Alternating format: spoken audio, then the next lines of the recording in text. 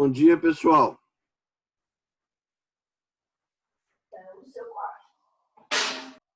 E aí, tudo bem? Vocês estão me ouvindo? Bem, bom dia a todos. Estão me ouvindo aí? Bom dia, professor. Sim, Tudo bom, Vinícius? tranquilo. Conseguiu levantar cedo? Consegui. Então tá bom. Pessoal, eu deixei lá o questionário no Liceu para vocês realizarem a tarefa da primeira semana, né? Seguindo aquela orientação do plano de ensino que nós discutimos na aula passada, no primeiro dia de aula, né? Que aí nós vamos somando a pontuação para complementar aqueles 50 pontos, né? Na composição da nota de primeira, segunda e terceira VA, tá? Quem quiser pode me mandar pode deixar lá na plataforma AVA, lá no e-mail lá. Eu estou entrando e estou vendo os trabalhos. Vou ter que montar um quadro, né? Com a tabela de Excel para poder fazer esse somatório depois. Vai dar um trabalho imenso para nós, né? Mas tem que ser feito, não tem outro jeito, né? Tá certo? Aí quem não me mandou, agiliza, vê se me encaminha logo de hoje para amanhã. Não deixa acumular, né? As tarefas de cada semana que a gente vai designar. Para essa semana, eu vou postar até amanhã ou até sexta-feira. Eu deixo postadinho lá para vocês, tá? Eu deixo no Liceu e também no AVA, vou deixar nos dois, tá? O questionário para essa segunda atividade, tá? Ok? Estão me ouvindo aí, gente? Só o Vinícius que me deu um alô aí. Quem que tá aí mesmo na sala? Bom dia, professor. Tô Oi, te ouvindo. Amanda. Tá. Tomou café, Amanda? Ainda não. Vai tomando um cafezinho, vai. Tá apagado. Você vai, né? Eu me agilizei Verdade. aqui para tomar o café bem cedo. E eu tenho uma cachorrinha e ela me acompanha de manhã quando eu levanto, ela fica atrás de mim, porque ela quer casquinhas de pão, né? E eu vim para cá, fiquei aqui um pouco ajeitando e ela ficou aqui sentada me esperando. Enquanto eu não vou tomar café, ela não vai. Ela fica aqui do meu lado. Aí eu falei, vou me agilizar e depois eu, né, vem para aula. Mas vamos aí, enquanto isso, vocês assistem a aula normal, né? Eu queria retomar o assunto da seguridade, né? Daquela parte principiológica que nós começamos a analisar. Eu também deixei lá no Liceu o conteúdo, o slide do conteúdo da matéria. Aí vocês vão dando uma olhadinha, é o mesmo que eu estou usando aqui. Às vezes eu faço uma alteração ou outra, né? Mas aí eu, alterando, eu vou lá, apago e ponho a alteração que eu fiz, né? No conteúdo lá. Porque muda muito, né? Agora mesmo saiu um decreto mudando a redação do antigo regulamento da Previdência. Então, nós tivemos aí mudanças profundas demais. Eu estou aqui com a emenda constitucional 103 aberta, né? Dá para explicar para vocês, porque ela é um pouco confusa, a redação. Mas com calma a gente vai entender um pouquinho, né? Então, eu vou retomar o assunto da parte principiológica, eu vou compartilhar aqui com vocês.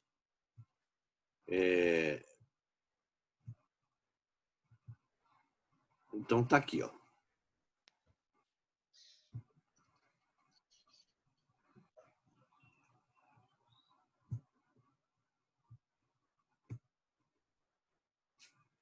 Então, ainda não entrei nessa...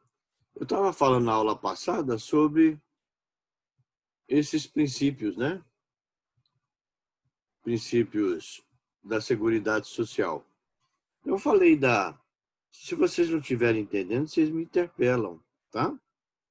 Nós comentamos na aula passada o que é seguridade. Eu falei eu falei da Previdência, né? Quando que ela foi criada, no século XVIII, século XIX, né? Na Alemanha foi no século XIX, foi o primeiro modelo de previdência social que ela visa cobrir os riscos sociais, né? Então, tudo isso eu mencionei. Falei da seguridade, que é um estágio mais avançado de proteção, né? No caso do Brasil, a Previdência surgiu a partir... Será que eu estou gravando aí? Deixa eu ver se eu estou gravando. Estou. Desculpa aí.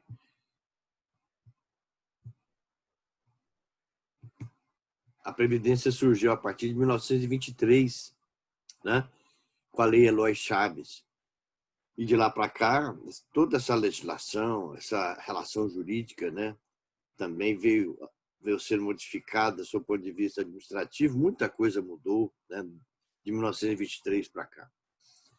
Então, hoje a gente tem nós temos um programa de seguridade social com a Constituição de 88, prevista no artigo 193, né, da Constituição Federal, e ela estabelece as relações jurídicas de 3 áreas que o legislador desenhou: a área de previdência, de assistência e de saúde.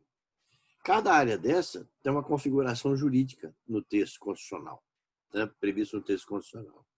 Então, a gente está falando aqui um pouquinho dos princípios da seguridade, né? Os princípios da seguridade social. Esses princípios estão no artigo 194 da Constituição. E qual é o conceito de seguridade? Interessante que o legislador constituinte, no artigo 194, ele dá o conceito de seguridade social. Ele fala que é o conjunto integrado de ações voltadas para as áreas de previdência, assistência e saúde, né? Cada área dessa, né, é um sistema, mas cada área dessa tem uma relação jurídica específica. A área de previdência, por exemplo, eu falei que uma característica dela, definida, está no artigo 201 da Constituição, é o caráter financeiro, contributivo. Eu só aposento, eu só tenho uma cobertura previdenciária se eu contribuir. Se eu não contribuo, não tenho vínculo, não tenho exercício de atividade profissional, nem de forma facultativa, nunca contribuí, eu deixei de contribuir há muitos anos, né? E preciso de uma assistência, preciso de um amparo, eu não vou buscar na Previdência Social essa proteção. Eu vou tentar na área da assistência, da LOAS, né? Lei Orgânica da Assistência. Porque a minha relação jurídica previdenciária, ela não dá vínculo, né? Porque não tem o caráter contributivo. Então, isso é muito importante, entender essas diferenças conceituais. Agora, por exemplo, esse benefício assistencial emergencial do governo, ele tem natureza assistencial. Ele não tem natureza previdenciária, né? É um benefício, é um programa emergencial por conta de uma situação sanitária. Estabeleceu-se, né? A concessão tem alguns requisitos, né, para a pessoa atender, é um valor, né, fixado, tarifado, mas é de natureza assistencial. Isso não é previdência, né? Então as pessoas fazem às vezes confusão, tá? Então a relação jurídica previdenciária é uma, a relação jurídica assistencial é outra, e também de saúde, né? Se estabelece em outros parâmetros, tá? Embora exista um sistema, né, que envolve essas 3 áreas, um programa de Estado envolvendo as 3 áreas, né? Então tá aí. Nós falamos da universalidade da cobertura, né? Esse caráter universal aqui é no sentido de tentar atender a população de modo geral, né? As 3 áreas que as pessoas possam ter acesso às 3 áreas, né? que o Estado ofereça essas três áreas que compõem a Seguridade Social à população toda, né? Só que para a área de previdência, ela oferece, mas tem que contribuir, né? A área de assistência também tem que preencher alguns requisitos, né? A área de saúde não há necessidade, basta você ter uma condição, né, de emergência, de situação de saúde precária, precisa de atendimento, você vai no sistema, né, que agora mesmo com essa crise sanitária, nosso sistema foi posto em xeque, né? O sistema de saúde público. O SUS é um programa universal, né, de acesso à saúde. Só que não funciona muito bem, né? O município e os estados ficam empurrando a responsabilidade que eles têm nas áreas da saúde de cada ente federativo, né? Então, agora isso é uma preocupação, né? Porque se a gente tiver uma outra crise dessa e a gente não preparar o sistema bem, nós vamos sofrer, né, novamente, como agora tem muitos municípios, né, sem estrutura. Nós vimos isso no norte do país, em que o sistema hospitalar, a área de saúde é precária, né, porque não há investimento. Não há investimento. Mas precisa ter, né? Esse segundo princípio aqui, ó, uniformidade e equivalência dos benefícios às populações urbanas e rurais. Eu disse, não sei se cheguei a comentar, que esse benefício, que esse princípio, antigamente havia uma diferença entre benefício rural e benefício urbano. A Previdência a Constituição pôs fim a isso, né? Não há diferença de valor, né, de metodologia de cálculo. O empregado rural receberá o mesmo valor que o empregado urbano. A figura que ainda existe no meio rural e que gera, né, que requer um olhar mais detalhado, é a figura do segurado especial, que ele não é empregado, né, mas ele trabalha em regime de economia familiar, né, de subsistência. Ele não contribui, chama segurado especial, né? Ele não contribui para a Previdência, tá? Ele tem que provar o exercício da atividade rural, né? Existem muitas ações previdenciárias envolvendo essa figura, chamada segurado especial. Ele não é empregado, gente, tá? A configuração jurídica dele está no artigo 11 da Lei 8.213. Ele não é um empregado, ele é o produtor rural, meeiro, parceiro, que trabalha, né, em regime de subsistência. Ou ele trabalha numa propriedade rural concedida de forma, né, em regime de comodato, né, do proprietário, que ele cultiva, esse segurado especial cultiva lá uma plantação, cultiva, ele, né, tem lá uma atividade de subsistência dele, ou ele tem uma propriedadezinha dele, que não pode ser superior a 4 módulos rurais. Então, o segurado especial, ele aposenta por idade, homem aos 60 anos, a mulher 55. O benefício dele é um salário mínimo, ele tem direito ao auxílio-doença, ele tem direito à aposentadoria por invalidez, mas tudo com base no salário mínimo, tá?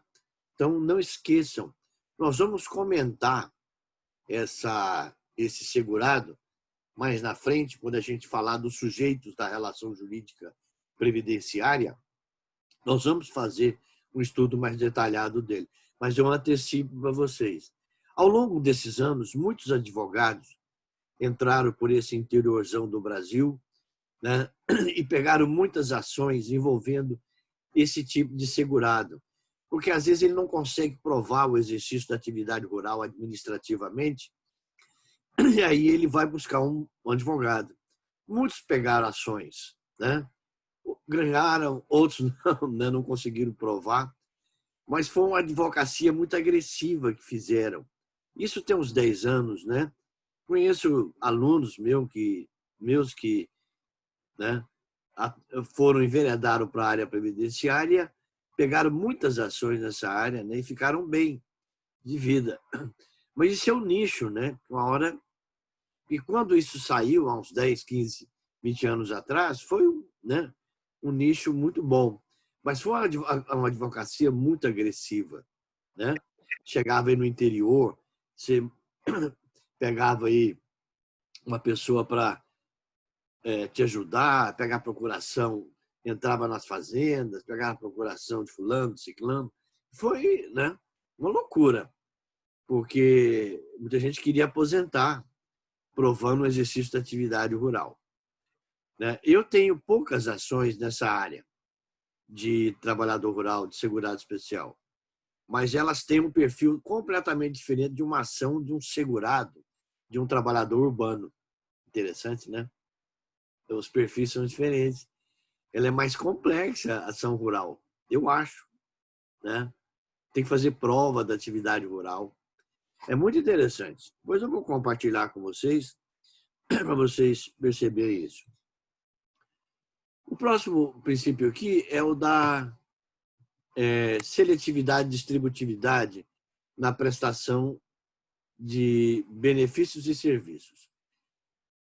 Esse princípio da seletividade, aqui tem eu vou interromper aqui, vou passar para eu tenho um textozinho aqui, queria compartilhar com vocês. Deixa eu ver se eu acho ele aqui. Compartilhar a tela. Deixa eu ver. Esse daqui, ó. Depois eu vou até adicionar ele aí no meu, para vocês. Uai, não.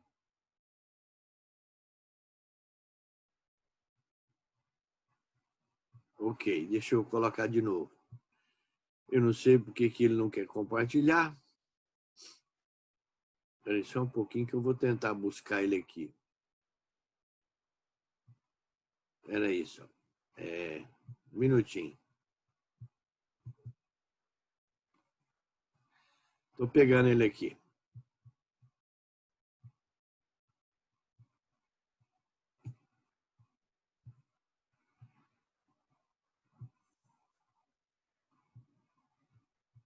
Vamos ver se eu acho ele. Estava aqui engatilhado aquele aqui. Esse texto eu vou deixar para vocês na plataforma lá, a Ava, e também no Odisseu. E aqui a gente fala, né, faz um comentáriozinho rápido. Universalidade da cobertura e do atendimento, né, é o primeiro princípio que a gente viu. Deve alcançar todos os eventos cuja reparação seja premente, né? Uniformidade e equivalência, tratamento uniforme aos trabalhadores rurais e urbanos, havendo idênticos benefícios e serviços, né? Esse princípio aqui, ó, da seletividade e distributividade na prestação de serviço, o princípio da seletividade pressupõe que os benefícios são concedidos a quem deles efetivamente necessite, razão pela qual a Seguridade deve apontar os requisitos para a concessão de benefícios e serviços. Por distributividade, está aqui, ó, entende-se o caráter do regime por repartição, típico do sistema brasileiro, embora o princípio seja de seguridade e não de previdência.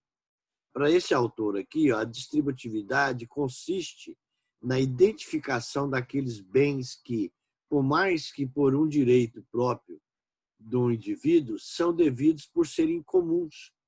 Concretas medidas, né?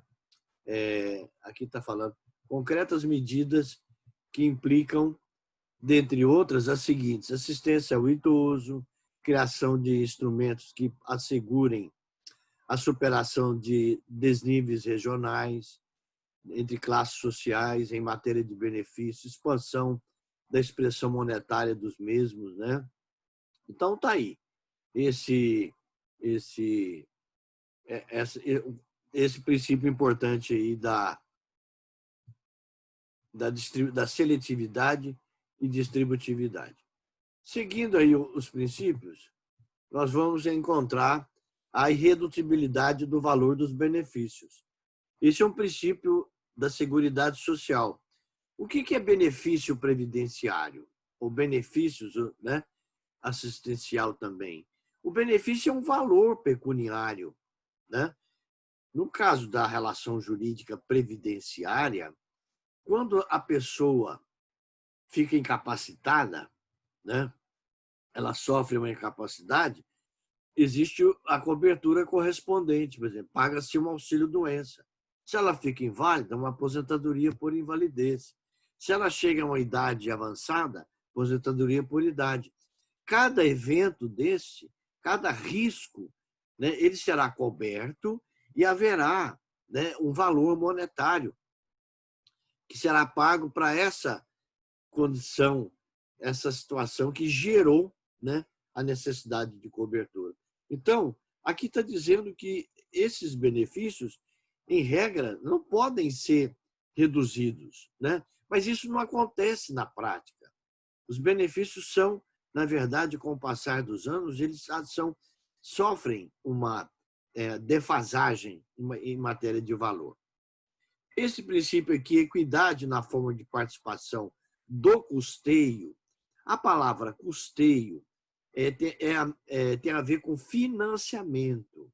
Então, esse princípio está dizendo que todos participarão do financiamento do sistema da Seguridade Social. Ele trata, na verdade, esse princípio trata da parte tributária do direito previdenciário, né? Porque esse programa de Seguridade Social, para ele ser mantido, é preciso que o Estado tenha recursos. E eles sairão, né, das dimensões econômicas que o legislador constituinte elegeu, das hipóteses de incidência tributária, folha de salários, né, do salário do trabalhador. Isso vai gerar uma contribuição, né, natureza tributária, contribuição previdenciária para o financiamento. Aqui está dizendo que tem que haver uma certa equidade, né, na distribuição dessa carga tributária. É isso. Tá? Se vocês tiverem alguma duvidazinha, me perguntem. Tá? Esse princípio aqui é da diversidade da base de financiamento, identificando-se em rubricas contábeis específicas para cada área, né? A diversidade da base de financiamento, ela foi estabelecida pelo legislador constituinte de 1988 para obter recursos para o financiamento da Seguridade Social. Antigamente, quando a Previdência foi criada no Brasil, a fonte de financiamento dela baseava-se na contribuição dos trabalhadores e da folha de salário e do faturamento, né? Havia uma contribuição sobre o faturamento. A Seguridade Social, esse programa tão, né, esse programa grande, ele requer, né, recursos necessários para mantê-lo. E aí está dizendo que buscou-se com a Constituição de 88 diversificar as fontes de financiamento. Tá? Esse caráter democrático aqui tem a ver com a participação da sociedade, né, através de conselhos, não para gerir, administrar a Previdência Social, mas para colaborar, né, através dos conselhos, Conselho Nacional de Previdência Social, Conselho Nacional de Seguridade Social, que tem a participação da sociedade, né? Participação do Estado, dos trabalhadores, do setor empresarial, dos aposentados. Tá? Então, mais para ajudar. Essa forma de integração, de participação na gestão, ela atende um requisito do artigo 10º da Constituição Federal. Tá? Depois vocês podem analisar essa questão. Bom, até aqui, alguma dúvida? Nós vimos os princípios da Seguridade Social, de forma bem rápida, né? Bem, uma síntese aqui que a gente fez, né? Esses princípios estão no texto constitucional, essa parte principiológica é importante, né? Para vocês entenderem o sistema, o conceito de Seguridade Social. Se alguém perguntar para vocês o que é a Seguridade Social, olha, a Seguridade Social, com base no texto da Constituição Federal Brasileira, artigo 194, é o conjunto de ações integradas nas áreas de previdência, assistência e saúde. Então, é um conjunto de ações e cada área dessa tem uma atuação específica, uma configuração estabelecida pela Constituição. E as relações jurídicas também são distintas. Tá? É isso que vocês devem guardar e ficar bem claro para vocês. Agora, como a gente está mexendo com a parte principiológica, nós vamos entrar um pouquinho nos princípios de previdência social. Né? Vocês precisam saber fazer essas distinções das relações jurídicas, né?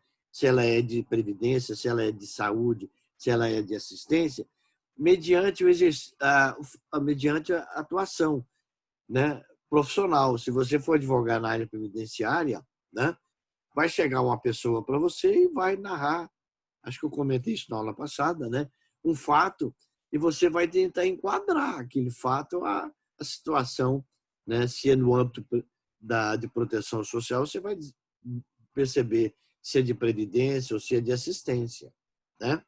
Então, isso é muito importante, tá? Na medida que a gente for avançando na matéria, eu vou fazendo esses links práticos, né? Eu não sei se eu comentei com vocês na aula passada, mas eu divulguei para um senhor, né? Eu tenho uma ação.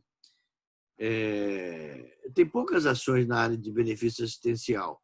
Não são fáceis as ações na área de benefício assistencial.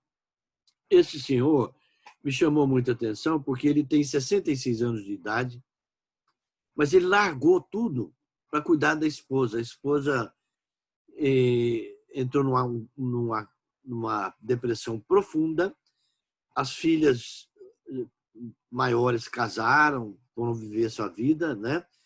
E ele teve que... E essa doença da esposa acabou atrapalhando a vida profissional dele. Ele ficou meio perdido, ele deixou de trabalhar, largou, isso há muito tempo, né? E ele me procurou um ano passado e contou toda a história dele. Na hora que ele contou, ele falou para mim: "Doutor Germano, eu não contribuí mais nada, isso já tem muitos anos, contribuí pouca coisa", né? E ele tem uma formação boa, ele é técnico em edificações, ele fez a escola técnica, né? Mas o que é a cabeça da pessoa, né? E a doença da esposa deixou ele meio perturbado, que tem que cuidar dela. E ele vive de ajuda das filhas, as filhas que ajudam. Ele mora numa casinha que uma filha deixou para ele a mãe e a esposa, né? E elas ajudam, cotizam entre elas, mensalmente mantém o casal, né? E ele queria um benefício assistencial. Previdência não tem jeito, ele não contribui mais. Mas nós pedimos, nós entramos com a ação. O que me chamou a atenção, a sentença foi improcedente. A situação dele, a assistente social que fez a avaliação do casal, disse que a situação deles é ruim, é precária. Mas o juiz sentenciou dizendo que por eles têm renda, né? Eles têm uma renda. Acontece que eles não têm renda. O que eles recebem é das filhas, e as filhas não compõem a renda familiar. Então, o juiz fez uma confusão na interpretação do artigo 21 da Lei Orgânica da Assistência, porque eles não têm renda. O juiz entende que a renda que eles recebem é renda familiar. Acontece que não é renda familiar. Eles recebem ajuda para a sobrevivência das filhas, que não moram com ele. Cada uma é casada, tem sua vida própria. Então, a interpretação é equivocada, né? Eu estou tentando, através agora de um recurso, mudar esse quadro, porque o STJ já tem um entendimento exatamente quando o casal vive na condição desse senhor e recebe ajuda, esse dinheiro não é a renda familiar deles, né? Isso aí é para eles tentarem sobreviver, né? E as filhas, como não moram com eles, não compõem renda familiar nenhuma, né? Então, é difícil. Você vê a interpretação, né, é uma aplicação da norma a uma realidade fática, que é esse caso dele, né? É muito interessante. Professor, Fala. Germano. Fala mais alto. Então, quando o juiz justifica dessa maneira, está errado, porque geralmente eles olham o núcleo familiar como um todo, se tem condição de estar ajudando ali essas pessoas que procuram. Então, isso não tá incorreto? A renda familiar, no caso desse, veja bem, no caso desse casal, o juiz entendeu que a ajuda que as filhas aportam mensalmente compõe a renda familiar. Mas não pode ser interpretado desse jeito, porque elas não moram com eles, com o casal. Agora, se elas morassem, aí elas comporiam a renda familiar. Mas elas não moram. Entendeu? Professor, Fala.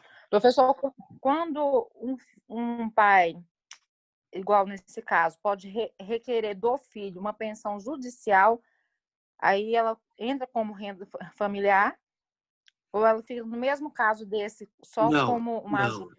Não, e aí entra renda. Aí entra como renda dele, do casal. Aí entra. Nesse caso que eu atuei, veja bem, o casal É não. uma doação, né?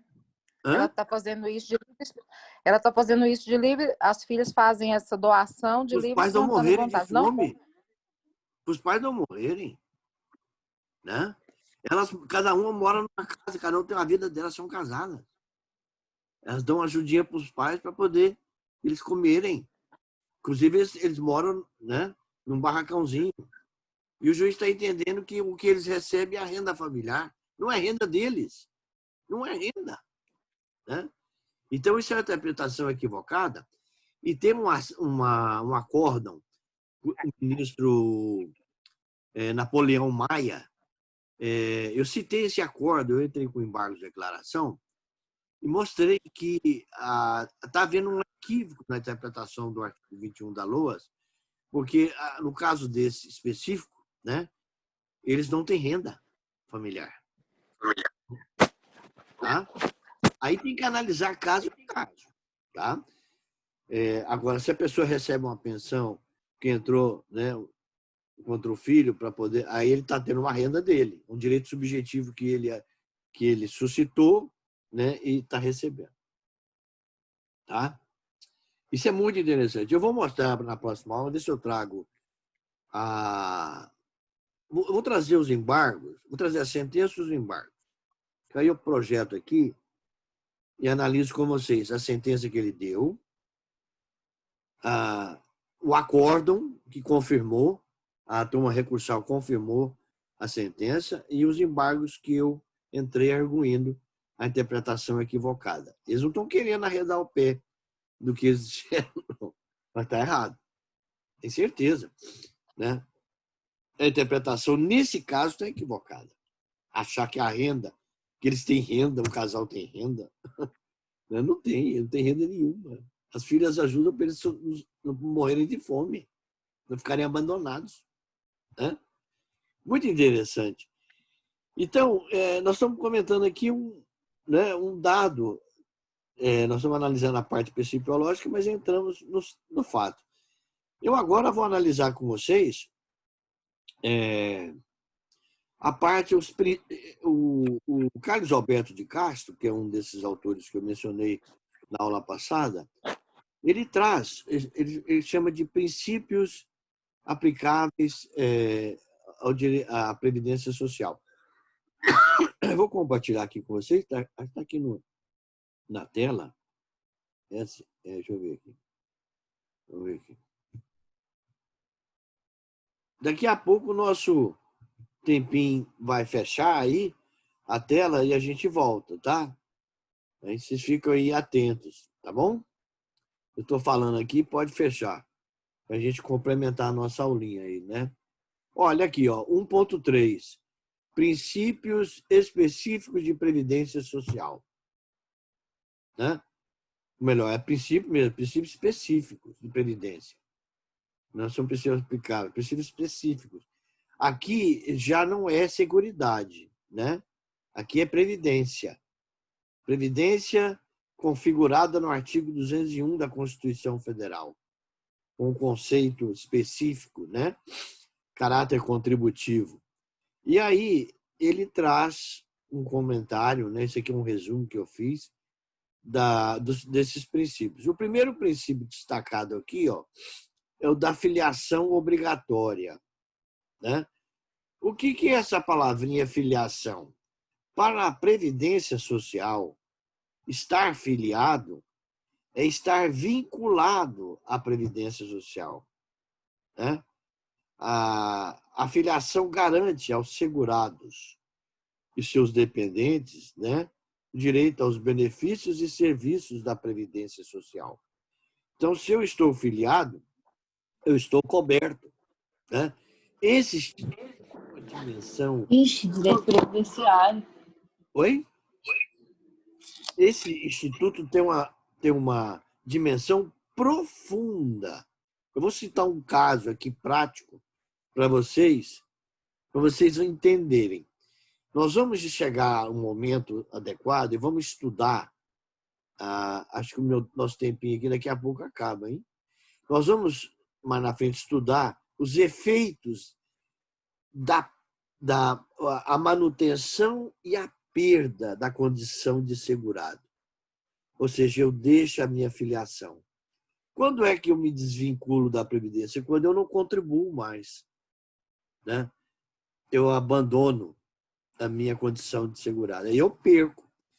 Tem um período de manutenção, mas vai passar esse período, se eu não voltar a contribuir, eu vou perder. E isso tem reflexos na vida da pessoa, né? Porque ela pode chegar a necessitar do benefício, uma aposentadoria por invalidez, uma incapacidade temporária, e vai chegar na agência da Previdência e a agência vai negar. Vai dizer, olha, o senhor perdeu a condição de segurado, a filiação do senhor, o senhor não está mais filiado, o senhor deixou de contribuir, né? Então, pode acontecer do segurado perder a sua condição de segurado, né? A sua direito à cobertura. Então, por isso que esse instituto é de uma magnitude, né? Ele é muito profundo, né? Eu advoguei para uma senhora, contar a historiazinha aqui, real, né? História mesmo, né? Não é nada inventado. Eu advoguei para uma senhora, chegou para mim no ano passado, início do ano passado. Ela falou, doutor, eu perdi meu esposo, meus filhos já estão... Tenho 2 filhos, são maiores, cada um tem a vida deles. E fiquei viúva, sou casada, fiquei viúva e fui pedir aposentadoria, a pensão por morte, né? Porque meu marido era motorista de táxi, sempre, e eu, de vez em quando, ajudava com a despesa da casa, às vezes cuidava de idoso, mas ele era o mantenedor da casa, ele que era o carro-chefe que mantinha a casa. E a Previdência negou. Eu recorri, o processo demorou lá 1 ano e pouquinho. Eles não... O que eles alegaram? Eles alegaram que o meu marido não contribuiu mais e aí ele perdeu o vínculo com a Previdência Social. Ele perdeu, né, a filiação dele. Foi embora. E aí eles não me deram a pensão por morte. Aí eles alegaram que ele tinha perdido a condição de segurado. Bom, aí eu fui analisar, né? Nós fomos analisar. Caso complicadíssimo. Ele, quando ele veio a óbito, realmente ele tinha perdido a condição de segurado. Do óbito, da data do óbito. No entanto, a jurisprudência, aí o papel, né, da jurisprudência, do advogado, a responsabilidade. A jurisprudência, ela tem entendimento jurisprudencial que diz que se a pessoa perdeu a condição de segurado, mas no período que ela estava ainda vinculada e apresentava uma doença grave que levaria ela à invalidez ou um afastamento, ela tem direito, mesmo que o óbito tenha ocorrido depois. Mesmo que o óbito tenha ocorrido depois de ele ter perdido a condição de segurado.